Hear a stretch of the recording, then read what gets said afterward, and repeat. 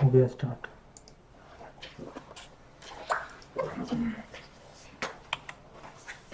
Hello hello इसका ये उसका फोन आप ले जाइए। बात सुनिए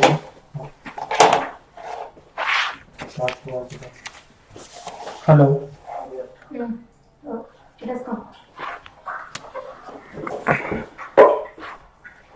Good morning to you all, respected faculties and my dear residents. Sorry for the interruption. So now we are presenting me and Shruti for today's journal club, which was postponed from 30th September. So starting, we will be discussing about a new molecule which has been introduced into the phase 1 trials for malaria, more specifically Plasmodium falciparum. So coming to the broad introduction of the topic. So first, epidemiology. Worldwide, the estimated cases are 228 million in 2018, with 85% of this burden coming mostly from sub-Saharan Africa and India. Worldwide, the death rates are around 4 lakhs in 2018, with 85% from again Africa and India. This is the 2018 data, and Plasmodium falciparum is the most prevalent parasite in African region, accounting for almost 99% of the cases, and in 2018, with 50% of the cases in Southeast Asia, including India. So if you go into the timeline of malaria, so starting from the earlier records in 2700 BC, coming to the description of quinine, the use of quinine in Rome in 1613, and then discovery it in 1820, and lastly we are coming to the trials of the various new drugs in the last decade. So these are the common drugs which are normally used either singly or in combination. Mostly combinations like artemether, lumefantrine, then artesunate, mefloquine. Recent addition in the drug family, there is tefnoquine, which is a next generation type of primaquine itself. Then atovaquone and artesunate amidoquine, the new combinations that has been introduced into the therapy. So classification wise, there are two classifications. That is structural classification and is the functional classification. Structural classification, the first antimalarial drug, that is the cinchona alkaloids, quinine and quinidine. Then we have the amino alcohols, that is halofentrin and its congener lumefantrine. Then we have mefloquine, that is the quinoline and menthol group. 4-aminoquinone has the one of the commonest antimalarial drugs, that is chloroquine, amidoquine and piperoquine. Then we have the folate synthase inhibitor, that is sulfonamides, and which include both dihydrofolate reductase inhibitor and dihydrotereate synthase inhibitor. Then we have the 8-aminoquinones, which are mostly gametocidal, that is primaquine and its congener tefnoquine. Antimicrobials like doxycycline, clindamycin, tetracycline also have their effect as antimalarials. And the most important nowadays, the drugs of sesquiterpene lactones, that is the amino artemisinin analog, the artemether, artesunate, etc. If we come to the functional classification based on their effect on which stage of the malaria, that is tissue cytotoxicity for casual prophylaxis. On theory, tissue forms of plasmodia, that is in liver, can be killed by pyrimethamine, primaquine and atovaquone. But since we do not know which of the patient will acquire the malaria after bite, so we cannot use it as a casual prophylaxis, because they act on the tissue cytotoxicity before the starting of the erythrocytic cycle. Then we have the tissue cytotoxics for preventing relapse. That is, these are the anti-hypnozoids, specifically for P. vivax and P. ophale, that is primaquine and tefnoquine. Then we have the blood zoonoticide, the drugs which actually cures malaria by killing the erythrocytic forms, ring forms, trophozoites, etc. So we have chloroquine, quinine, mefloquine, halofentrin, etc. and the artemisinin. Next we have the those drugs which stop the transmission, that is gametocidals, which attack the sexual form, that is primaquine, which has a gametocidal effect against all plasmodium, whereas pyrimethamine etc. has some gametocidal effect, but mostly not in case of falciparum. That's why primaquine is preferred drug, which has a pan plasmodium gametocidal activity. And lastly are the sporontocidal, that is anti-oocyst, which acts in the mosquito itself when they take the blood meal, that is primaquine, tefnoquine, the bigonides and the atovaquone. So if you will see this is the life cycle of malaria, and I have placed all the drugs at where they are acting, like liver zoonoticide, primaquine, tefnoquine, atovaquone, hypnozoid, primaquine and tefnoquine. Then the blood form, the artemisinin, the quinolines, the antifolates, antibiotics, all the common drugs which act for malaria, and primaquine for gametocidal. As well as in the oocyst, we have the atovaquone and tefnoquine as sporontocidals. The main problem which arose in the last few decades is the rise of antimalarial resistance, starting from the chloroquine. So chloroquine was a very good drug. It was like a magic bullet, which like penicillin in case of antibacterials. So at once it was rampantly used all over the world, which caused introduction of the resistance. So most common genes where mutations cause chloroquine resistance are PFCRT, PFMDR1, PFMRP and PFNE1 genes. Most commonly PFCRT and PFMDR. Worldwide, the first case of chloroquine resistance came in the light in 1957 in Thailand, and in India it was in Assam, Karbi Anglong district in 1973.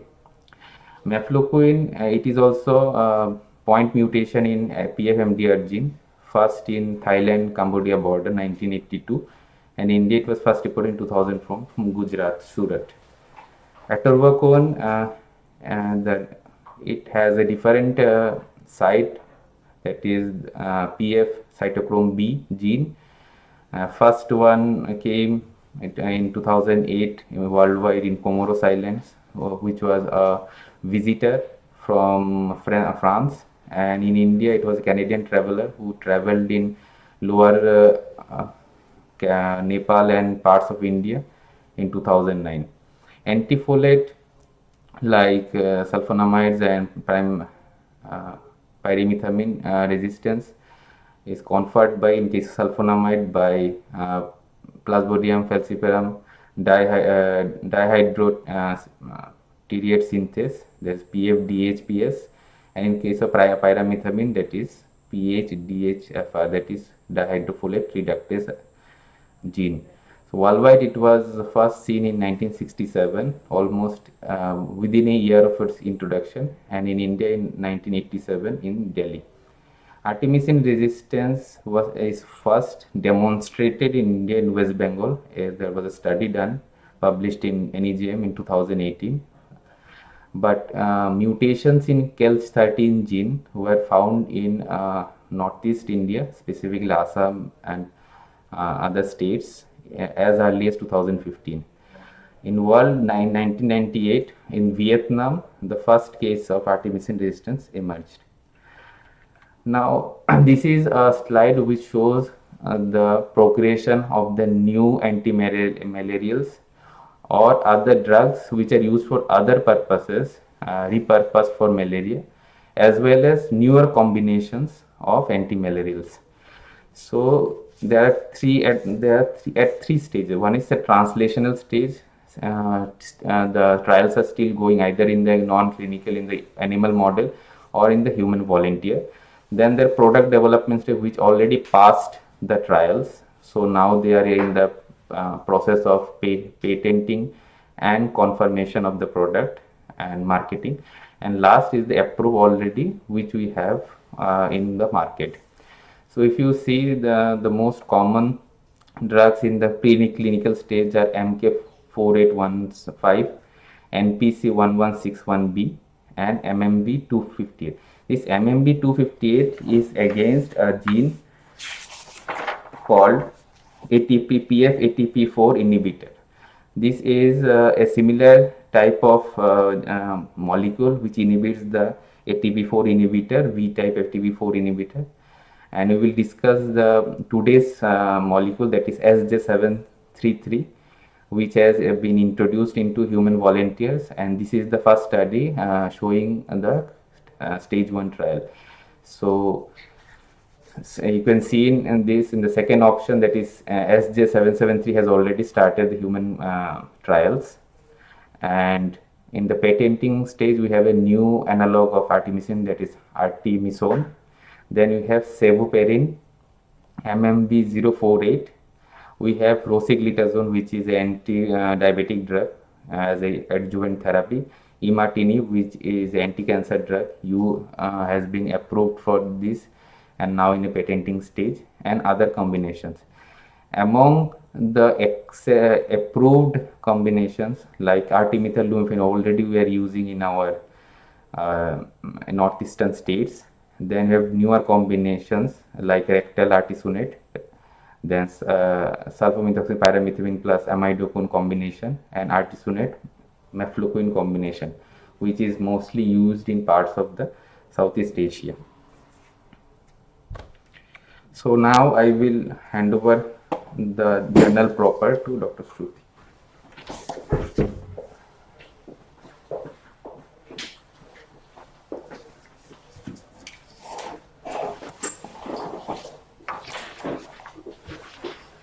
Good morning, everyone. The article given to me for today's journal club discussion is Safety, Tolerability, Pharmacokinetics and Antimalarial Efficacy of a Novel Plasmodium falciparum ATP4 Inhibitor, that is SJ733, a first in-human and induced blood stage malaria phase 1A, 1B trial.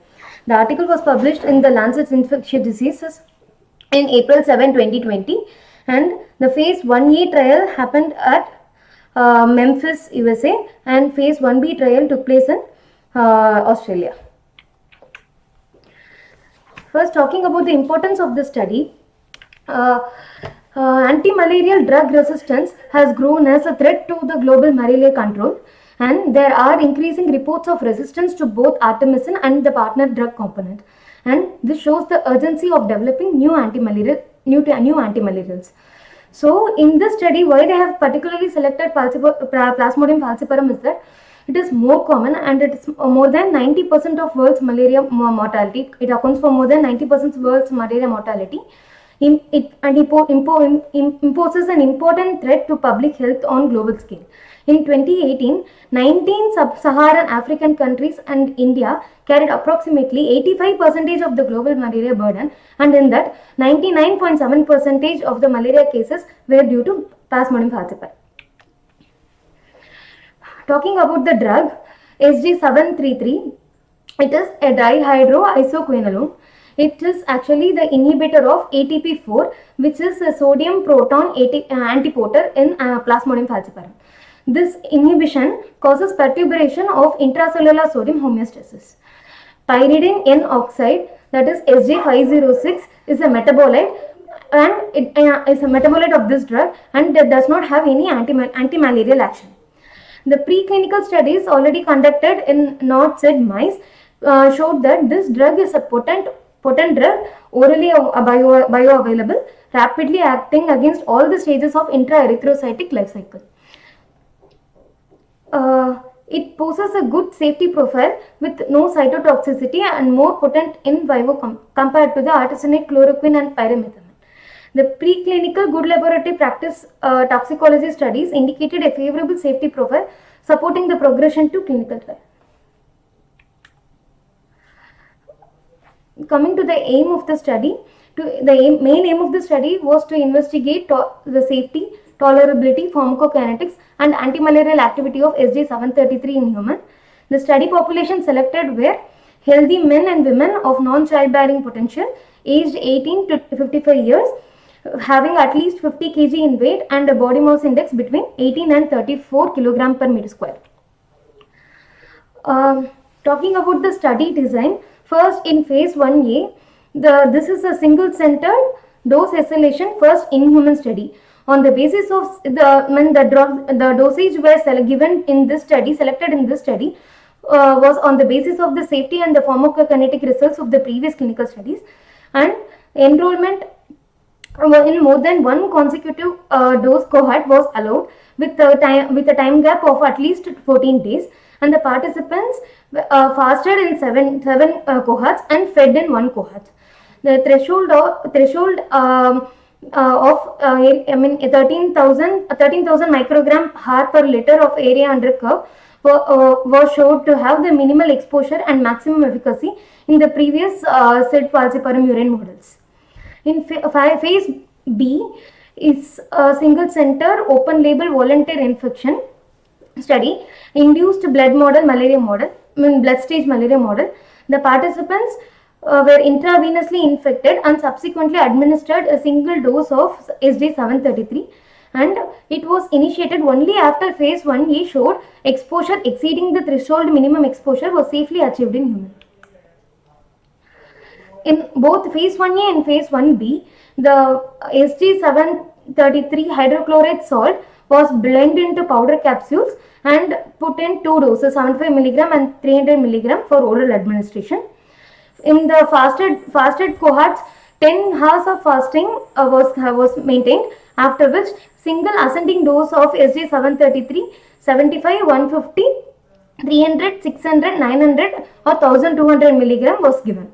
A starting dose of 75 mg was selected based on the preclinical safety data, and for 600 mg dose was also tested in fed dose cohort, where the participants were fed with a high fat breakfast. This dose escalation was planned up to 1800 mg single dose, as long as no dose limiting toxicity was noted. A 7-day post safety data was reviewed by safety monitoring committee before next dose escalation was approved.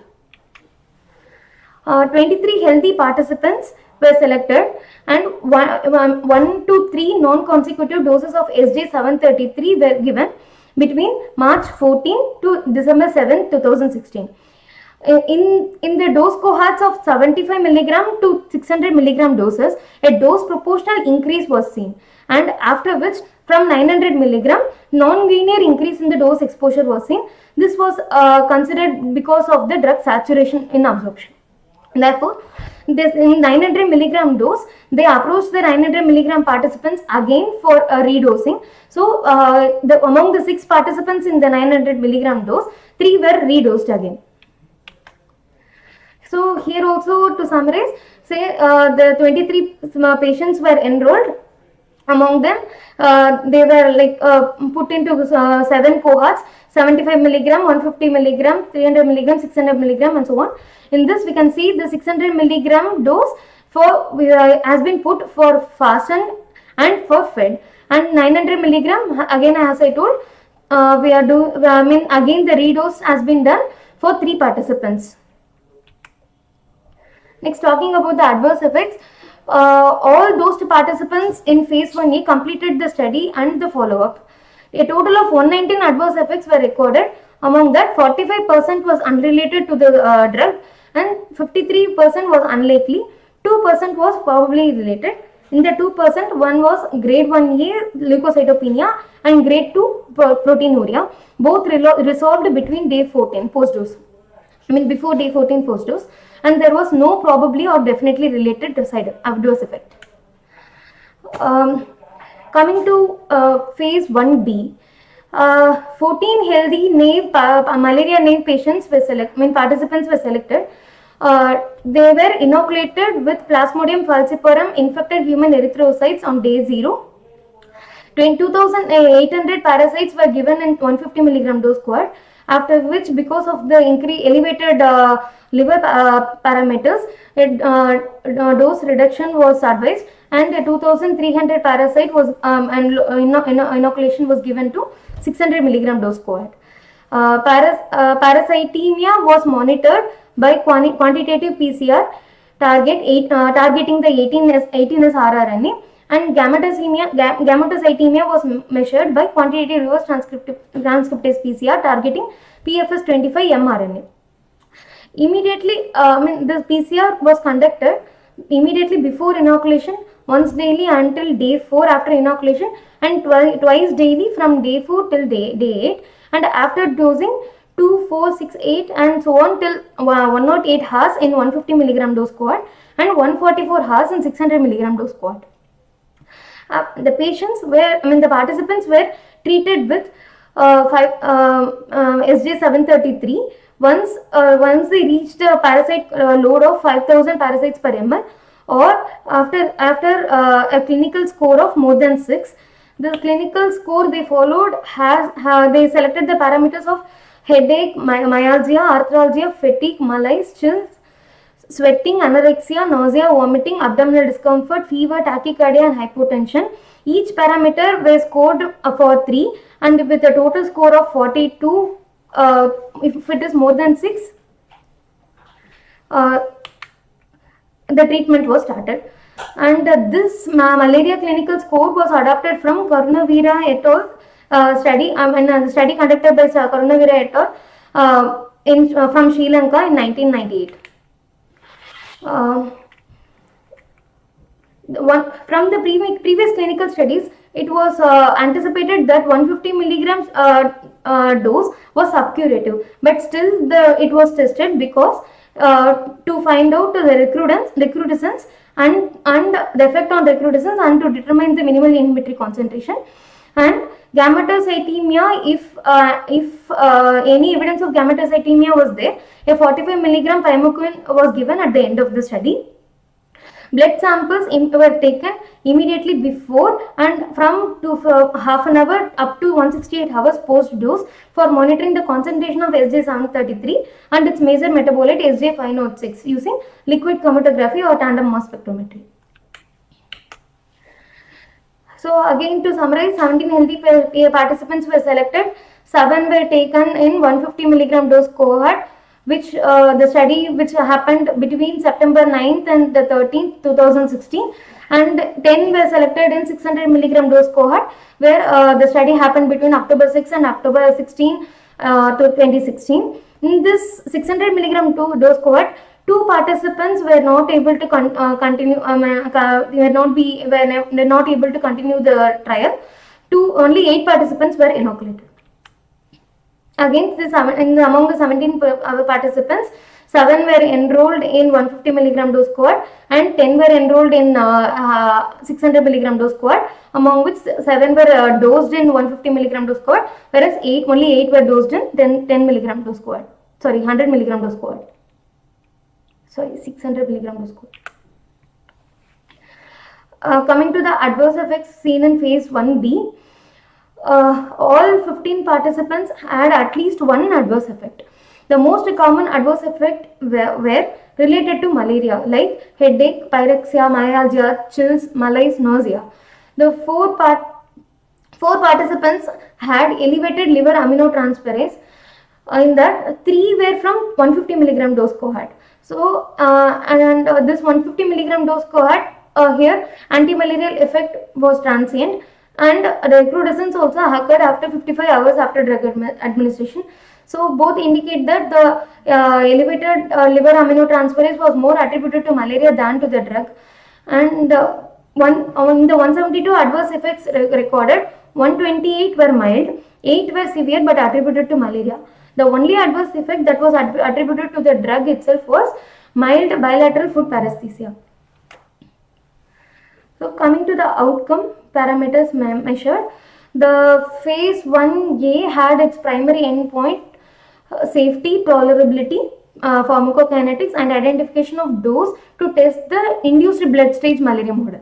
And the secondary endpoints were pharmacokinetic parameters in fed cohort. Whereas in phase 1b, the primary endpoints were parasite reduction ratio, parasite clearance, half-life, safety, and tolerability related to the drug, and adverse effect related to the drug. And secondary endpoints were pharmacokinetic parameters of both the drug and its metabolite SJ506, and direct and indirect membrane feeding assays to find the plasma concentration and parasitemia model. And the safety tolerability assessment. For the safety and tolerability assessment, protocol specific time at the protocol specific time points, non-directive questions were asked, physical examination was done, vital sign assessment was done, laboratory evaluation and triplicate electrocardiograph were also done. Next, coming to the pharmacokinetics, the apparent volume of distribution was significantly higher in 900 milligram dose cohort, in the 900 milligram dose cohort, and 1200 milligram dose cohort when compared to the 600 milligram dose cohort. As we can see here, in the VF for 900 milligram dose cohort for 401.7 liter, and in 1200 milligram dose cohort was 316.8 liter when compared to 600 milligram dose cohort, which had only 204.8 liter. The area under curve had a dose related increase till 600 milligram, whereas the non-proportional increase was seen in 900 milligram and 1000 milligram dose cohort. Its area under curve in 900 milligram dose cohort was 1.7 times the area under curve in 600 milligram dose cohort. Again, in 1200 milligram dose cohort, it was 1.2 times the area under curve in 600 milligram dose cohort. So here we can see, like, this is in this graph, it indicates like where the area under curve from 75 milligram in 150 milligram, 300 milligram and 600 milligram, there is a dose proportional increase, whereas when in 900 milligram and 1200 milligram there is no, non-proportional increase. And also okay, and in clearance, when coming to the clearance, the median the median clearance value for dose cohorts between 95 and 600 milligram dose cohorts was less when compared to the median clearance or a bit of 900 and 1200 cohorts. Here there was, when comparing the 600 milligram dose cohorts fed and the fasted values, there was no significant difference in area under curve and T half. But when monitoring the absorption and first order elimination and distribution of the drug, there was significant difference, and even the Tmax, there was significant difference. So though there was an increase in there was a significant difference in absorption, more in fasted patient when compared to fed patient. All the fasted participants exceeded the estimated efficacy target exposure threshold of 1300 microgram per hour. So here also we can see, like, in the 600 milligram dose cohort, this is the fasted and this is the fed. There is no clinical difference, only the statistical difference was there, and this is the area under curve. And here the even in clearance there is not much of difference. In 150 milligram dose cohort, the rapid recrudescence of parasitemia occurred after 32 hours. So rescue by giving artemether-lumefantrine was done after 2 days. And in 600 milligram dose cohort, the recrudescence happened after 60 hours. So the artemether-lumefantrine rescue was given after 2 to 7 days after the dosing. So this diagram shows the parasite clearance in 150 milligram dose, where here the blue lines indicates the parasite level by monitored by quantitative PCR. The red line, the blue line indicates the mean of it. Here this vertical line indicates the point at which the drug was given. So here we can see there is a rapid decrease in the parasite level after the administration of the drug, followed by again recrudescence, which reaches its peak by within 2 days. Whereas into 600 milligram dose cohort, again after dosing there is a steep decrease, which shows there is a more parasite clearance and a slower recrudescence. 3 participants received 45 milligram primaquine on day 19, 25, 23 and 22 for clearance of gametocytes, and the parasite clearance half-life was 6.47 in 150 milligram dose cohort and 3.56 in 56 hours in 600 milligram dose cohort. Also, the parasite reduction ratio was 2.2 in 500 milligram dose cohort, whereas it was 4.1 in 600 milligram dose cohort. So, it indicates there is a dose-related parasite killing. A predicted mean of mean MIC was 122 nanogram per ml and mean MPC was 186 nanogram per ml. The maximum efficacy attained was 75% before the intrahepatic recirculation. Once the recirculation was achieved, the efficacy maximum efficacy of 100% was achieved. So the predicted mean recrudescence in 600 milligram is 38 hours. During recrudescence, there was slower growth rate, which indicates that the drug was effective but insufficient for parasite clearance.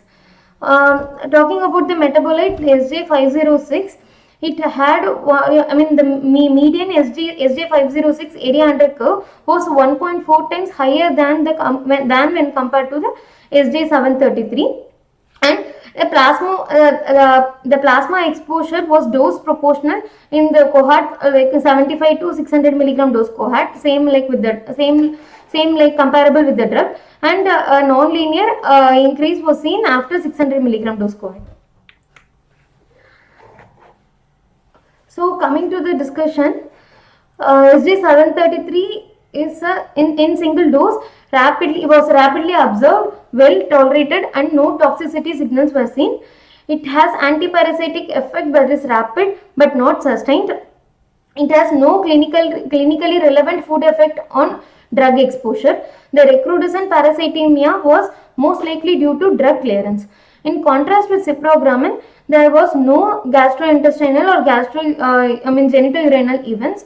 There was dose-dependent but reversible methemoglobinemia noted in drug trials, which was done in dogs, but it was not observed in our participants. The low leukocyte count, proteinuria, bilateral foot paresthesia, all these warrant the attention in further clinical studies. The aminotransferase level elevation was attributed only to malaria. A similar transient and isolated aminotransferase elevations have also been reported in natural malaria and in other malaria volunteer infection studies. This adverse event was more common and more severe in lower drug dose cohorts, like 150 milligram dose cohort. That supports the hypothesis that it was attributable to the malaria than the drug itself. Parasitemia recrudescence was faster and parasitemia peak was higher in 150 milligram dose cohort when compared to 600 milligram dose cohort. This also supports the same hypothesis. In the non-linear increase in the drug exposure above 600 milligram indicates a saturable absorption. A parasite clearance rate of 3.56 hours was seen in our drug. That was slower when compared to ciprofloxacin, which had 0.95 hours, comparable with that of trioxylin artephenomal, that was 3.6 hours, and faster than mefloquine, which had 6.2 hours. The rapid absorption and lack of clinically relevant food effect position SJ733 as a potential antimalarial candidate. The relevance of enterohepatic recirculation to patients in clinical practice receiving SJ733 for treatment is unclear. The model predicted that the decline in parasitemia would continue if longer duration of exposure with or without increased SJ733 concentration was achieved. Two other studies were also tried, like multi-dose approach giving SJ733 once daily for 3 days, and also a pharmaco enhancement strategy by giving Cobistat, which is as a CYP3A4 inhibitor, which is the main enzyme responsible for the metabolism of the drug. To summarize, SJ733 in single doses is well tolerated. It had a positive safety profile and showed a rapid but unsustained antiparasitic effect that prompts looking at additional dosing strategies that maximizes drug exposure. This support development and ongoing safety assessments of SJ733 as a fast-acting component of antimalarial combination therapy. Future directions should be targeted against monitoring the activity of SJ733's antimalarial activity in combination with a slower acting drug with a longer half-life. Also, monitoring for treatment of emergent SJ733 resistant parasites. So, the limitations of this study were human to mosquito transmission experiments were not conducted because artemisinin lumefantrine treatment was administered before testing for gametocyte transmissibility. Monitoring for changes in LFT should have been continued, and there were under recruiting of female participants that was due to exclusion of women of childbearing potential. Thank you.